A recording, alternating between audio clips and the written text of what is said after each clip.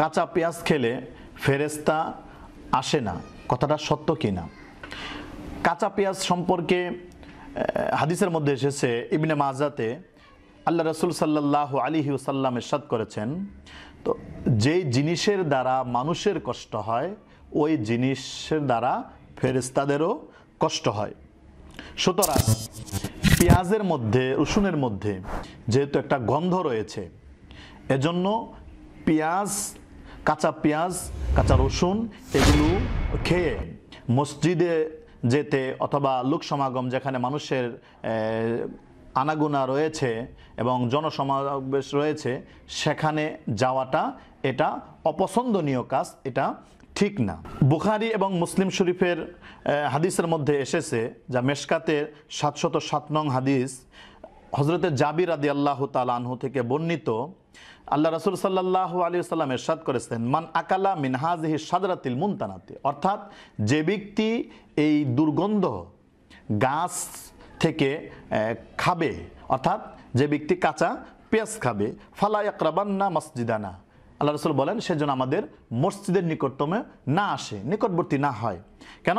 ফা ইন্নাল মালাইকাতা তাতাআজ্জা মিম্মা ইয়াতাআজ্জা মিনহুল ইনসু, কারণ ফেরেশতারা ওই সমস্ত জিনিসের কারণে কষ্ট বোধ করেন, কষ্ট পায় যে সমস্ত জিনিসের কারণে মানুষের কষ্ট হয়। তবে একটা জিনিস লক্ষ্য রাখতে হবে, পেঁয়াজ, কাঁচা পেঁয়াজ এবং কাঁচা রসুন খাওয়াটা, এটা হুজুর সাল্লাল্লাহু আলাইহি ওয়াসাল্লামের হাদিস দ্বারা বোঝা যায় তিনি অপছন্দ করতেন, কিন্তু এই বলেই কিন্তু এটা খাওয়া হারাম নয়। যেমনটা হাদিসের মধ্যে এসেছে, এক সাহাবী রাসূলুল্লাহ সাল্লাল্লাহু আলাইহি ওয়াসাল্লামের সামনে কিছু খাবার পেশ করলেন, হুজুর সাল্লাল্লাহু আলাইহি ওয়াসাল্লাম সেই খাবার খাওয়া থেকে বিরত থাকলেন। তো সাহাবী যখন নবীজিকে জিজ্ঞেস করলেন যে আপনি খাবারটা হুজুর খেলেন না, তো আল্লাহ রাসূল সাল্লাল্লাহু আলাইহি ওয়াসাল্লাম বলেন যে এই খাবারের মধ্যে কাঁচা পেঁয়াজ রয়েছে। তখন সাহাবী বলল, ইয়া রাসূলুল্লাহ, এটা কি হারাম? কাঁচা পেঁয়াজ কি হারাম? নবীজি বললেন যে না, কাঁচা পেঁয়াজ এটা হারাম নয়, তবে আমি সেটাকে অপছন্দ করি তার গন্ধের কারণে।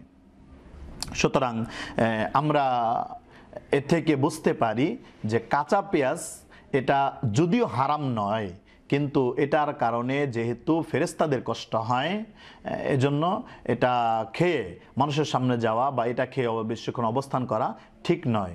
আর ফেরেশতা কাছে আসে না, তার মানে হচ্ছে রহমতের ফেরেশতা যারা সব সময় মানুষের কাছে থাকে তাদের খুব কষ্ট হয়। এজন্য আমাদেরকে এই জিনিসের প্রতি লক্ষ্য রাখতে হবে। আল্লাহ তাআলা আমাদেরকে সঠিকটা বোঝার তৌফিক দান করুন।